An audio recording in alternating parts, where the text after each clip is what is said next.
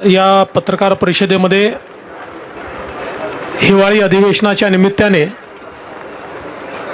माननीय मुख्यमंत्र्यांच्या वतीने मी मनपूर्वक स्वागत करतो।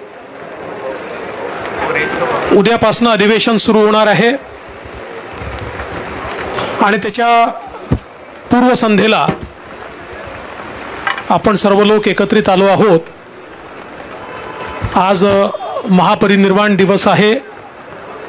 सकाळीच आम्ही चैत्यभूमीवर जाऊन भारतरत्न डॉक्टर बाबासाहेब आंबेडकरांना मानवंदना अर्पित केली आहे आणि या अधिवेशनाच्या निमित्ताने आपल्याला कल्पना आहे की नुकतंच जे चक्रीवादळ 4 राज्यांमध्ये येऊन गेलं त्याचा परिणाम म्हणून पुढचे 3 दिवस आपल्याकडे विशेषतः विदर्भामध्ये पावसाची शक्यता ही त्या ठिकाणी वर्तवण्यात आली आहे आणि जवळपास 5 जिल्ह्यामध्ये ऑरेंज अलर्ट देखील या ठिकाणी सांगण्यात आलेला आहे। आजच माननीय मुख्यमंत्री महोदयांनी सर्व यंत्रणेला सुसज्जित राहण्याचा सल्ला दिलेला आहे आणि त्यासोबत ज्या ज्या ठिकाणी अवकाळी पावसामुळे शेतकऱ्यांचं नुकसान झालं आहे किंवा होतं आहे त्या ठिकाणी कुठली वाट न पाहता पंचनामे करून जी काही नुकसान भरपाई आहे त्या संदर्भात राज्य सरकारकडे मागणी करण्याच्या संदर्भात देखील माननीय मुख्यमंत्र्यांनी आज प्रशासनाला निर्देश दिले आहेत। आज विरोधी पक्षाने आमच्या चहापानावर बहिष्कार घातला कारण म्हणजे चहापान हे चर्चेकरता होतं, पण कदाचित विरोधी पक्षाचा स्वभाव पाहता पुढच्या वेळेस सुपारी पान ठेवावं लागेल म्हणजे कदाचित ते येतील अशी शक्यता मला दिसते आहे। मात्र आज विरोधी पक्षाने न येण्याची कारणं आणि जे पत्र दिलेलं आहे मगाशी मी बघितलं की त्यांच्या पत्रकार परिषदेमध्ये काही लोक झोपी गेले होते, म्हणजे 3 राज्यात जसे झोपले तसे पत्रकार परिषदेतही काही लोक झोपी गेले होते, पण तशाच झोपेत हे पत्र लिहिलं आहे का असा प्रश्न पडावा अशा प्रकारचं पत्र विरोधी पक्षाने दिलंय। पहिल्यांदा तर मला आश्चर्य वाटतं, नागपूरचं अधिवेशन विदर्भाच्या प्रश्नावर चर्चा व्हावी, मराठवाड्याच्या प्रश्नावर चर्चा व्हावी याकरता खऱ्या अर्थानं हे अधिवेशन या ठिकाणी होत असतं, पण विरोधी पक्षाच्या पत्रामध्ये विदर्भ मराठवाड्याच्या समस्यांचा उल्लेखच नाही आहे। विरोधी पक्षाला विदर्भ मराठवाड्याचा संपूर्ण विसर पडलेला आहे असं या पत्रावरनं दिसतं। दुसरं असं आहे की राज्यात काय चाललंय याचं भान देखील त्यांना नाही आहे, कारण त्यांनी त्याच्यामध्ये कंत्राटी भरतीच्या GRचा विषय काढलेला आहे। खरं म्हणजे सन्माननीय तत्कालीन मुख्यमंत्री उद्धवजी ठाकरे यांच्या सहीने निघालेला GR हा 1.5 महिन्यापूर्वी माननीय एकनाथरावजी शिंदे यांच्या सरकारने रद्द केला, हे देखील ज्या विरोधी पक्षाला माहिती नाही ते विरोधी पक्षाची काय अवस्था आहे हे खरं म्हणजे आपण सगळ्यांनी हे बघितलं पाहिजे। अनेक विषय या ठिकाणी आहेत, विशेषतः आपण जर बघितलं तर राज्यावर कर्ज वाढताय वगैरे असे अनेक मुद्दे त्यांनी मांडले आहेत। आता दादा त्याच्या संदर्भात सांगतील। केवळ एकच आकडा जाणीवपूर्वक आपल्या पुढे ठेवतो की अर्थव्यवस्थेमध्ये किती वाढ झाली आहे, तर 2013-14 साली आपला GSDP आपली अर्थव्यवस्था ही 16 लाख कोटीची होती। आज आपली अर्थव्यवस्था 35 लाख कोटीची झाली आहे, म्हणजे गेल्या 10 वर्षामध्ये 2.5 पटीपेक्षा जास्त आपली अर्थव्यवस्था झालेली आहे त्यामुळे मी कर्जाच्या संदर्भात या ठिकाणी सांगत नाही, दादा ती आकडेवारी आपल्याला सांगतीलच, पण मी एवढंच सांगू शकतो की आजही देशाच्या सगळ्या राज्यांच्या अर्थव्यवस्थेच्या तुलनेत मी असं म्हणणार नाही आम्ही श्रीमंत आहोत, पण बॅलन्स्ड अर्थव्यवस्था जर कोणाची असेल तर ती महाराष्ट्राची आहे, हे मात्र या ठिकाणी नमूद केलं पाहिजे. आज आमच्या विरोधी पक्षनेते वडेट्टीवार साहेबांनी NCRBच्या अहवालाचा देखील हवाला दिला. आता ठीक आहे, काही काळ त्यांचा होता, काही काळ आमचा होता, तरी NCRBचा अहवाल कसा वाचायचा हे देखील कधीतरी शिकलं पाहिजे.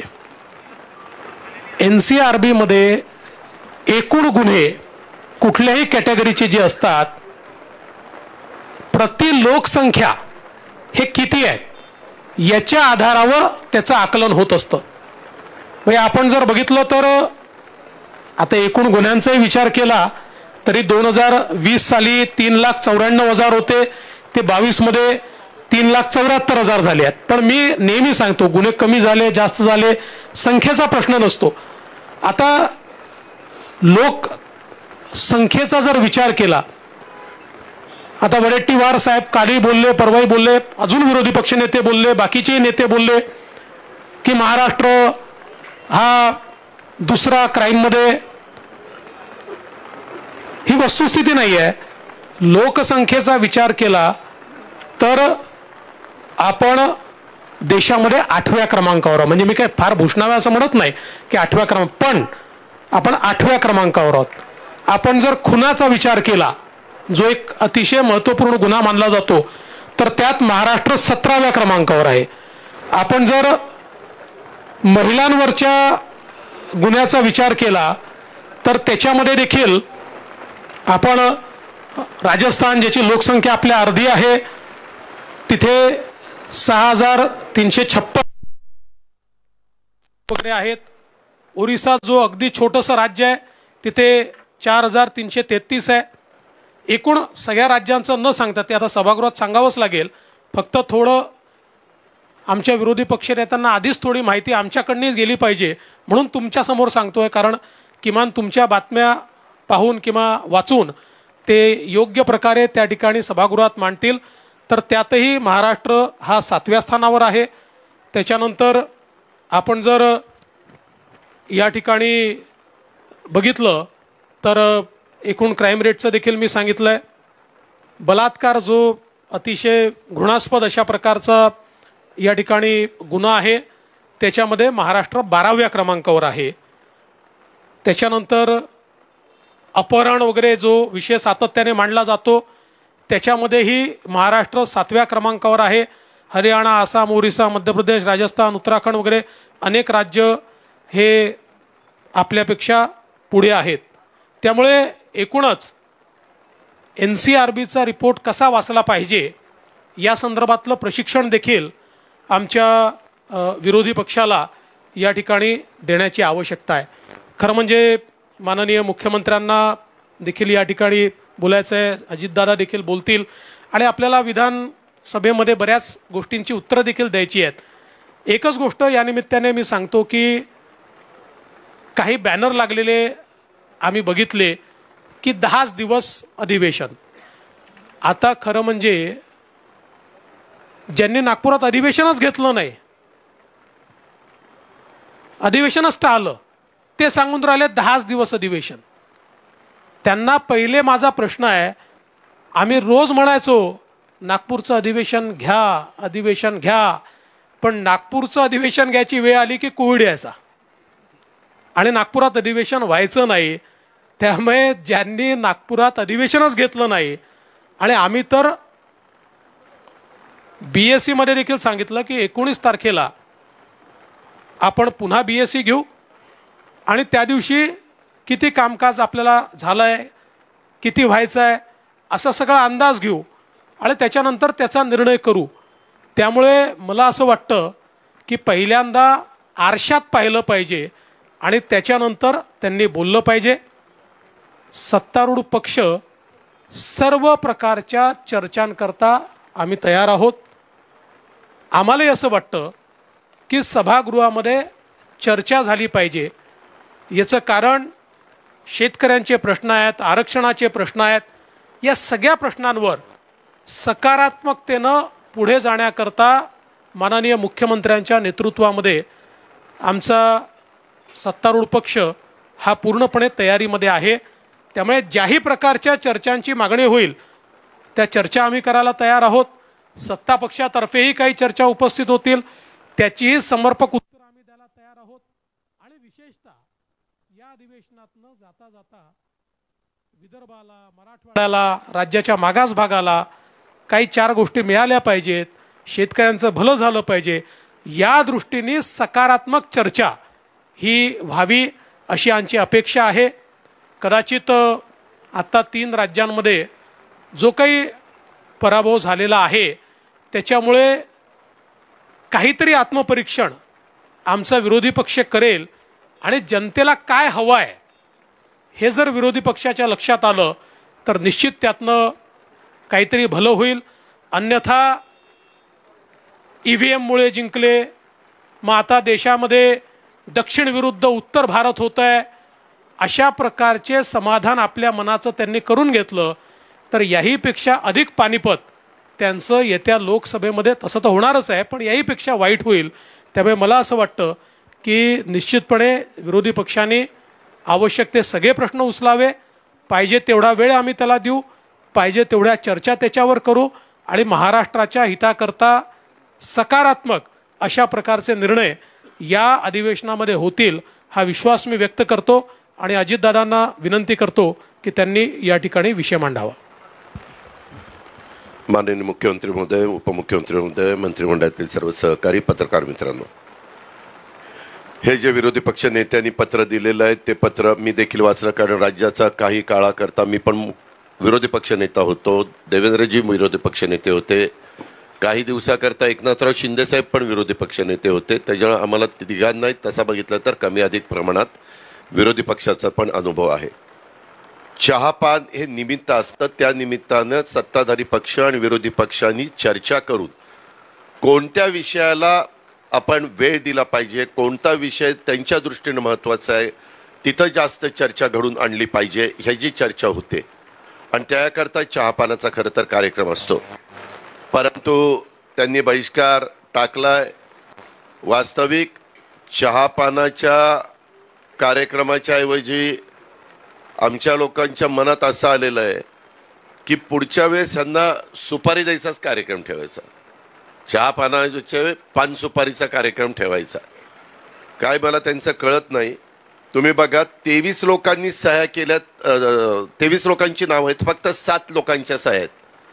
म्हणजे नावं तरी टाकतात मग 7चीच टाकायची होती. नावं टाकतात ते लोक हजर नसतात. एवढं तर गांभीर्य या विरोधी पक्षाच्या सगळ्या सन्माननीय सदस्यांना आहे आणि तुम्ही पण त्या सह्या बघू शकता. विदर्भात होत असलेल्या ह्या हिवाळी अधिवेशनाच्या निमित्तानं आम्ही महायुती सरकारच्या वतीनं विदर्भातल्या सर्व जनतेला आणि राज्यातल्या पण सर्व जनतेला मनापासून शुभेच्छा देतोच. परंतु जसं देवेंद्रजींनी सांगितलं की ह्या अधिवेशनामध्ये प्रामुख्याने राज्य शासनातर्फे विदर्भाच्या आणि राज्यातल्या इतर प्रश्नांना म्हणजेच मराठवाड्याच्या प्रश्नांना, जे प्रश्न खऱ्या अर्थाने नेहमी विदर्भामध्ये अधिवेशन होत असताना आपण चर्चेला आणतो, त्याला न्याय देण्याचा प्रयत्न हा सरकारचा राहणार आहे.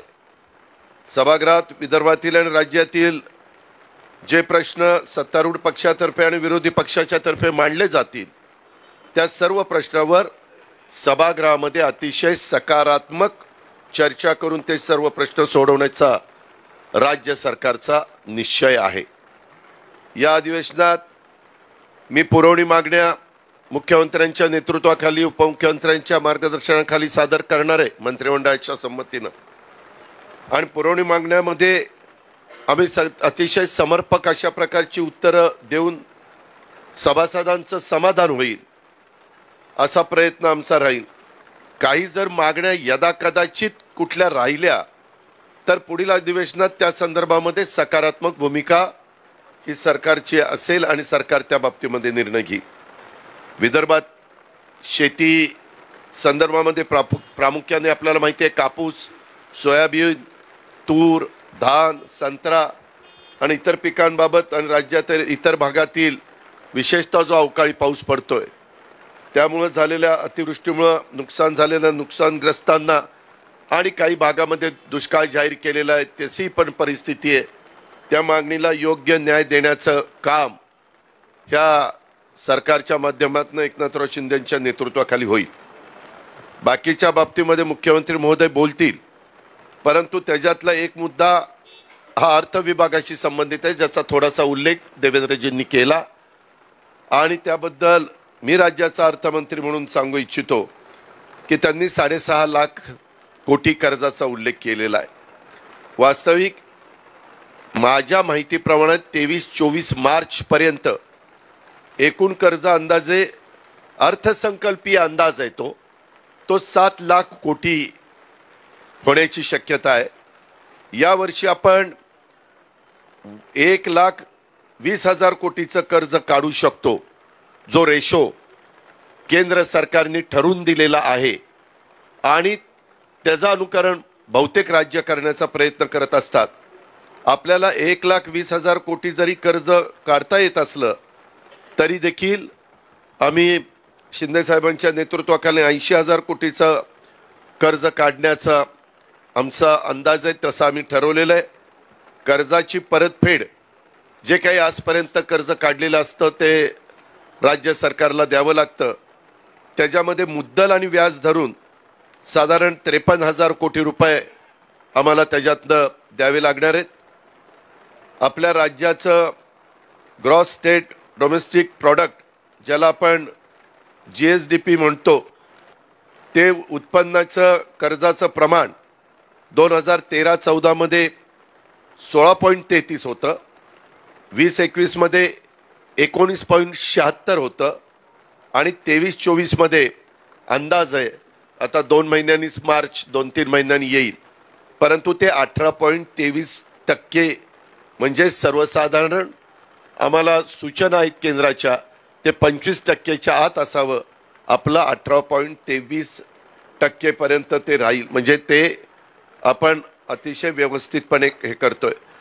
ज्याचा उल्लेख देवेंद्रजींनी केला, आपलं राज्याचं nominal GSDP gross state domestic product 2013-14 त्यांनी सांगितलं 16,49,647 कोटी होतं.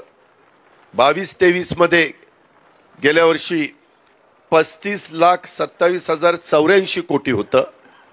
मित्रांनो, मी मुख्यमंत्री उपमुख्यमंत्र्यांच्या साक्षीनं सांगतो 23-24 मार्च पर्यंत म्हणजे उद्याच्या 24 मार्चला ते 38 लाख कोटी रुपये होणार आहे. 38 लाख कोटी. आणि कर्जाचं प्रमाण हे FRBM ज्याला fiscal responsibility and budget management act 2003चा आहे, त्याला आपण FRBM म्हणतो. ते FRBM कायद्यानुसार GSDPच्या 3% आत ते असावं. आपण हे प्रमाण पाळलेलं आहे, म्हणजे आर्थिक शिस्त महायुतीच्या सरकारने पाळण्याचा काटेकोरपणे प्रयत्न त्या बाबतीमध्ये केलेला आहे. त्याच्यामुळं विरोधी पक्षांनी जे पत्रामध्ये उल्लेख केला आहे वाढलेलं कर्ज, ते नुसतं कर्जाचा आकडा सांगतात, परंतु त्याच्यातनं आपला राज्याचा नॉमिनल GSDP हा 38,000 कोटीपर्यंत म्हणजे 13-14ला 16 लाख कोटी होता, तो 38 लाख कोटीपर्यंत म्हणजे किती पटीनं वाढला ते आपण पण बघू शकता. अशा पद्धतीनं एकंदरीत आर्थिक शिस्त ठेवण्याचा प्रयत्न आम्ही सगळेजण करतोय. ही बाब आपल्या सगळ्यांच्या लक्षामध्ये मला आणून द्यायची होती, ती मी आणून दिली. धन्यवाद.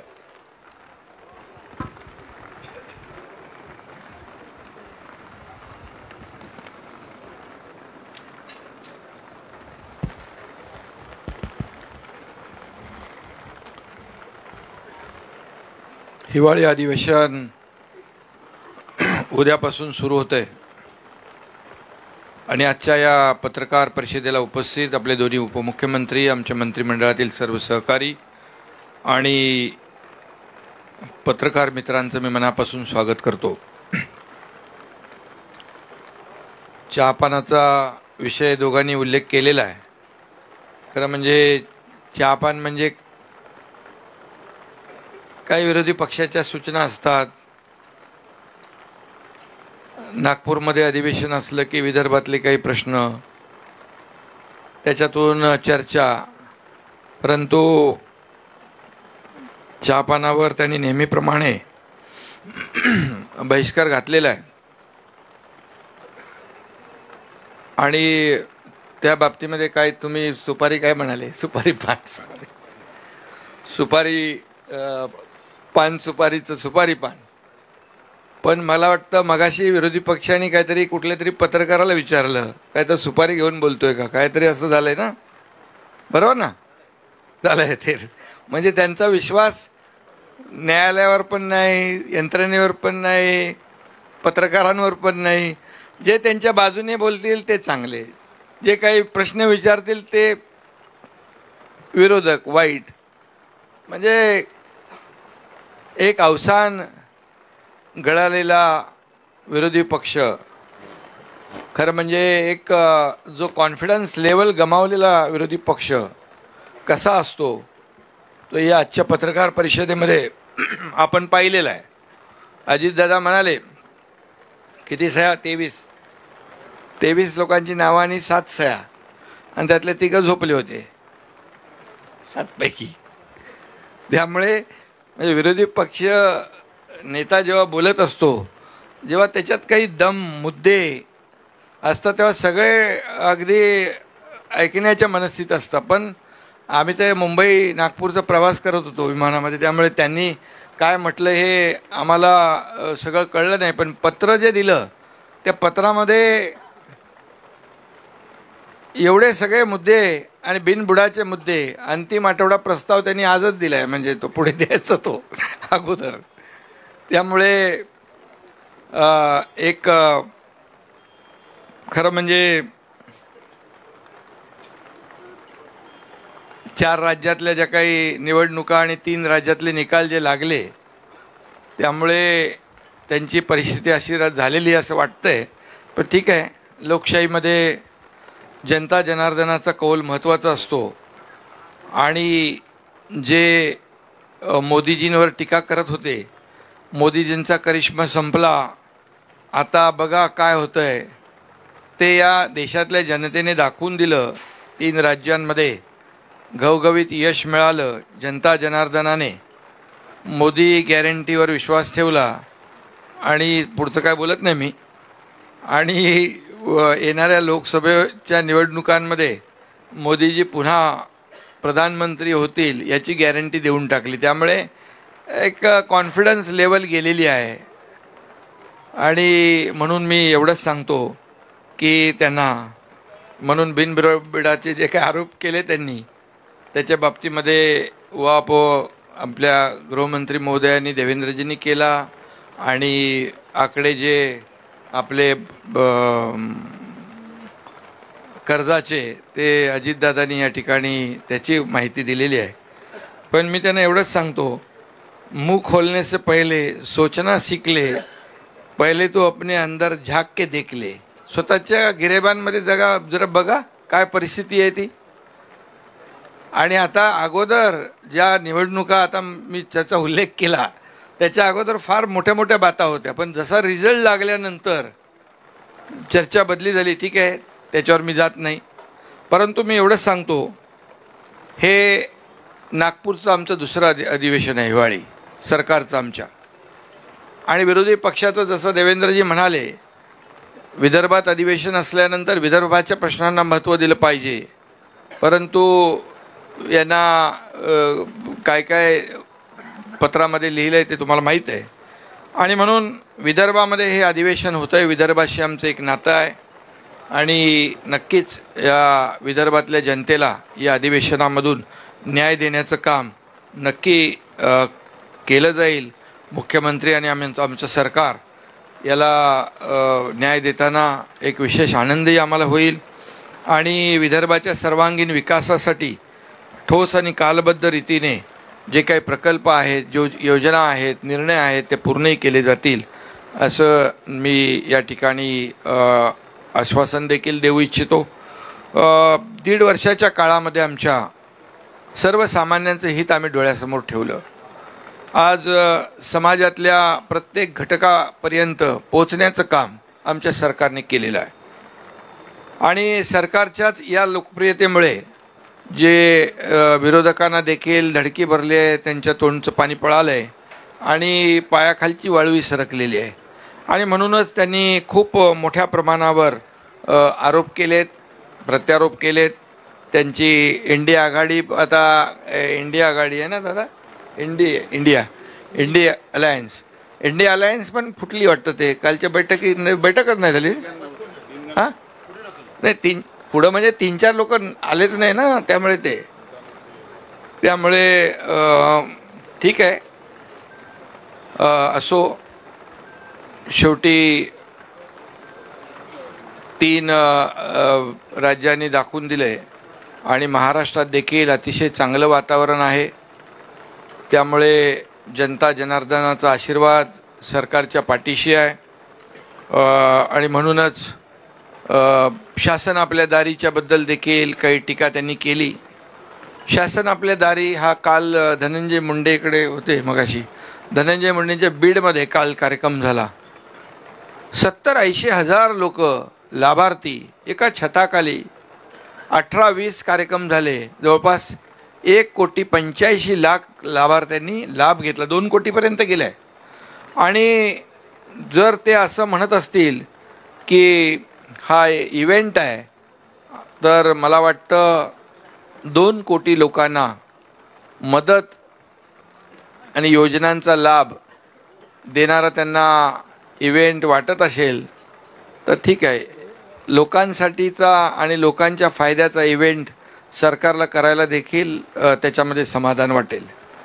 आणि शेवटी आज ज्या पद्धतीने जे प्रतिसाद मिळतोय त्या शासन आपल्या दारीमध्ये, जे आमचे जिल्हाधिकारी, BDO, CO, सगळे तलाठी, तहसीलदार ज्या पद्धतीने एकेका जिल्ह्यामध्ये नोंदणी करतायत आणि लाभार्थ्यांची संख्या लाभार्थ्यांच्यापर्यंत जात आहेत आणि लाभार्थी स्टेजवर येत आहेत, आपापला लाभ घेऊन जात आहेत, हे चित्र कधी कुठे पाहायला मिळालंय.